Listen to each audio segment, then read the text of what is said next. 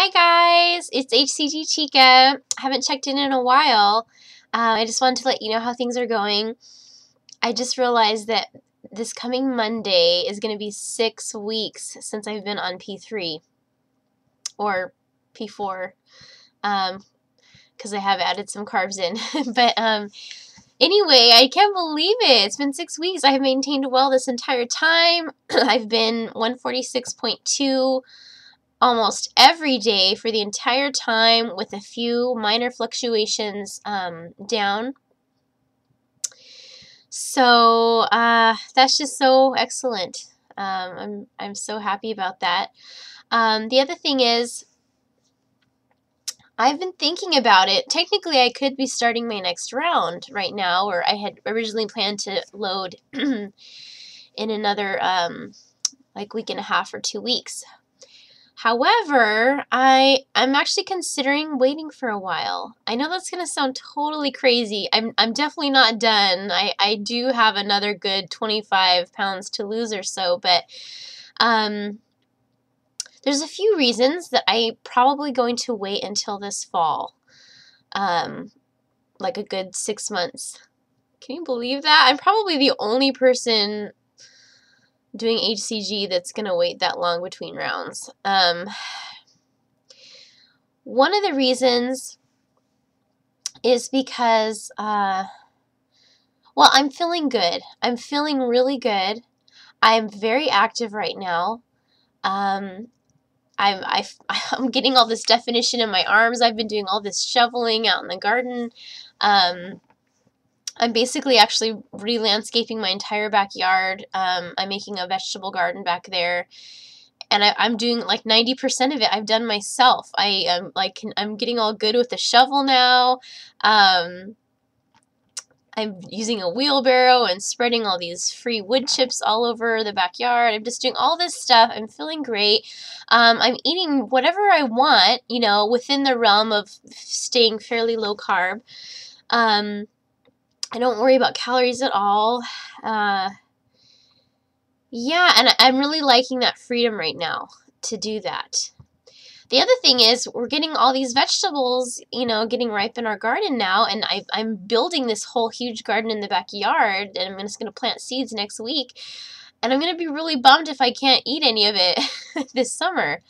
So that's the other thing. I just, right now, mentally where I'm at is that I want to continue maintaining and continue eating all of this wonderful, good, healthy food and healthy fats, and just be free and have that freedom. So I just don't feel emotionally and mentally ready to go through that whole period yet, even though I will in another few months. But right now I'm just really happy where I'm at, and I know I'm going to, you know, I'll probably feel a little weaker. Not everyone feels weak on P2. I did last time. I felt pretty tired. And also it is important not to overdo it because your body is going through a lot. I know, Chunk, you were talking about, you know, exercising a lot, and at some point that it might feel like it's a little too much. So, yeah, so I'm just thinking of all those things. The other thing I'm thinking of is I never got around to talking about my body fat test. I kind of wanted to wait until I had a retest later, you know, before my next round or after it or something. But basically what it comes down to is I lost a pretty high percentage of muscle. But in the end, that doesn't matter for this round because I have had no problem maintaining the loss. I have not felt ravenous or like my body was starving and needed to eat a ton after. Haven't felt that way at all. And I still have a high percentage of lean body mass for my height. So what that means is, even though I basically my test said that I lost, I think it was 9 pounds of fat and 16 pounds of muscle, something like that. So anyway, as you can see, that doesn't seem like a very good ratio when you just look at the numbers. It's like, whoa, 16 pounds of muscle or lean body mass lost, and then only 9 pounds was fat. So in the end, it turns out that my body fat percentage is exactly the same as before I started HCG. So I'm basically a smaller me. And actually, if you read different like exercise articles or things, they'll tell you that sometimes people who do a lot of cardio and don't do any muscle training, that's what happens to them too. They might be doing all this working out and getting smaller, but they're actually losing a good amount of muscle. So in the end, they're still in the same physical fitness shape. They're just smaller. Now, the thing is, I'm okay with that because of the total outcome. The total outcome has been that it wasn't too much muscle for me to lose, obviously, because I have had a completely 100% easy time maintaining. It's been 6 weeks now, and I have felt great the whole time. So I know that it wasn't too much for my body. The other thing is, I am a smaller me, so I'm happy with that. I wasn't going on HCG to get more fit. I was going to take care of that later. But I'm happy to be smaller because that motivated me to start being active and to do more things again. So that's okay if I'm in the same physical shape as before, you know, if it didn't get better. That's totally fine because I'm still smaller and I'm in the same shape.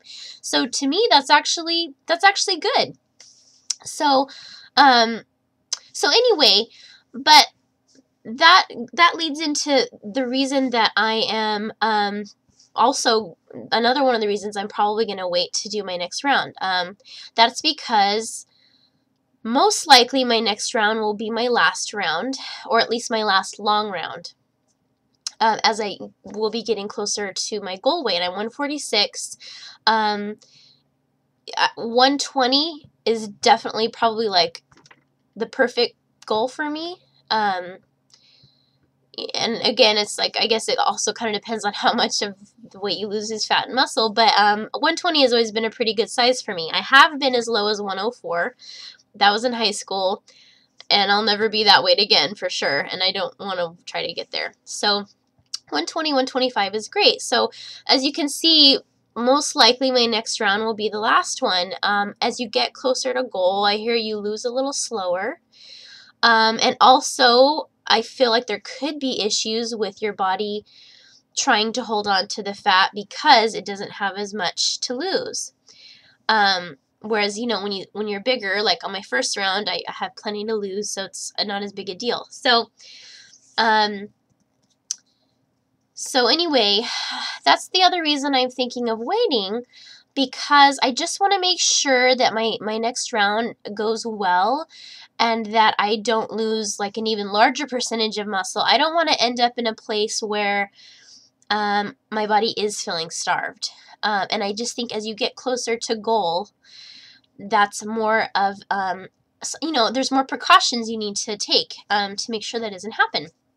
So I just want to err on the side of caution because I feel so great and it's so easy right now. I mean, it's unbelievable how easy this has been, and I don't want to ruin it, you know? So I just want to be careful so that my next round is the same experience all over again. And I feel that like by waiting, my body will kind of almost forget that it's done HCG before. It'll almost be like the first time. Hopefully we'll have good losses again because of the long break, and hopefully, you know, I won't lose too much muscle. So anyway, I just want to share that. I know it's a very different thing to do, but as long as I'm still feeling as good as I am, and as long as I'm maintaining, I think I'm going to wait. And my husband, we might do a round together, like later this fall or winter. So I'm thinking like, as long as I keep maintaining. I'm saying this now with that in mind. I mean, who knows what could happen between now, which is May, and November, but I'm kind of thinking that I won't do a round until November or December. Yes, it would be nice to be thinner now and to be my goal weight now, but I am fairly close to it. I'm within 20 25 pounds of it.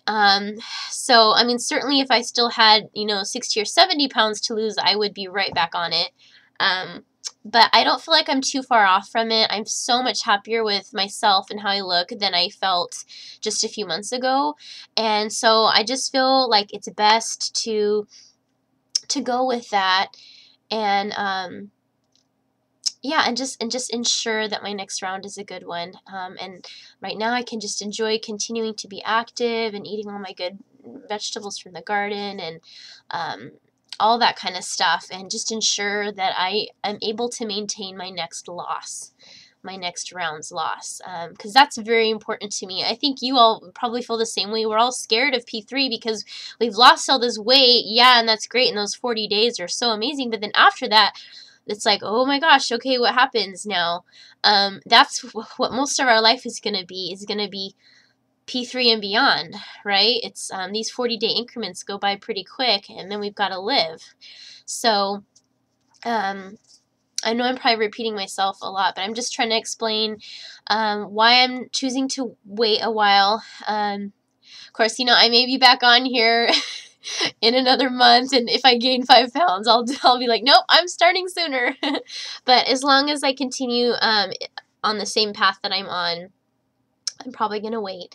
And so I didn't want to get anyone worried about my body fat test. That's why I didn't talk about it at first, because like I said, on the surface it kind of looks bad, but in reality it's not. You will lose muscle on any diet you do. So for me to stay in the same physical shape as before HCG and lose all that weight without exercising, I actually think that's a good outcome. So I just want to ensure that the next round is the same. I don't want to get to the point where I don't have enough lean body mass for my body's height and my build. Right now I actually still have more than average, and that's I think why my body could afford to lose that extra muscle. I guess it just didn't need it, and I feel strong. I mean, I did that test only like 5 days after P3 started, and I did that test, and it did kind of throw me off for a couple days, even though I had maintained it, but it was only 5 days. And when I saw that, I started feeling kind of nervous, like, oh my gosh, that's kind of scary, and just kind of weird about it. But as time has gone by, I have had no problem, and I don't feel weak at all. I feel just as strong, and now obviously I feel stronger because I've been doing a ton of activity the last 6 weeks. I'm in the form of Zumba, hiking, tons of gardening type work, very labor intensive. I'm not talking about pulling a few weeds. I'm talking about moving cubic yards of material like soil and chips with a shovel and a wheelbarrow all by myself, while keeping track of my son. So anyway, that just shows that I'm doing well, and you can't always take things at face value. You have to kind of research things, and that's what I did for those first few days after my test. I wanted to see, like, well, what does that mean? And Delman actually helped me figure out.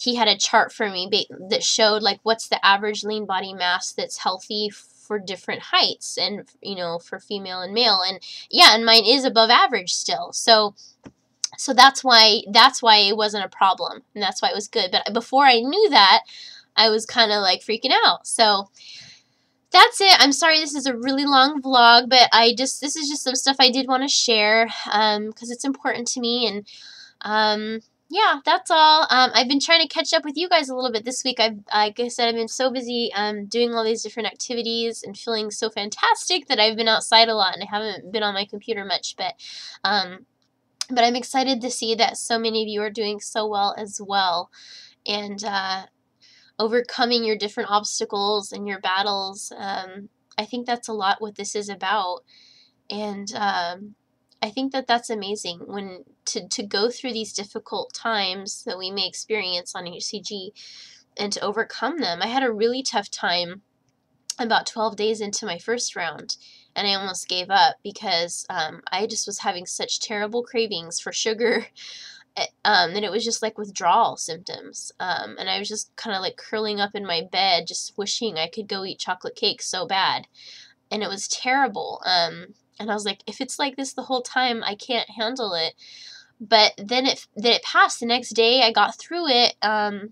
I did have a Diet Coke. It was kind of like the way I was able to stick to the protocol pretty much without like completely falling off. But and then it passed, and I felt better. So and then it was, you know, really easy for the most part the rest of the time. So I think we all go through different things on this, and it does help us to make big changes overall because we're experiencing such big results. You know, like I had tried to go gluten-free once before, and I only did it for like 2 weeks, because they say when you have Hashimoto's, which is what I have, a thyroid disease, that people do a lot better without gluten in their diet. So I tried it for 2 weeks, but I was not feeling too well at the time. My Hashimoto's was not managed well.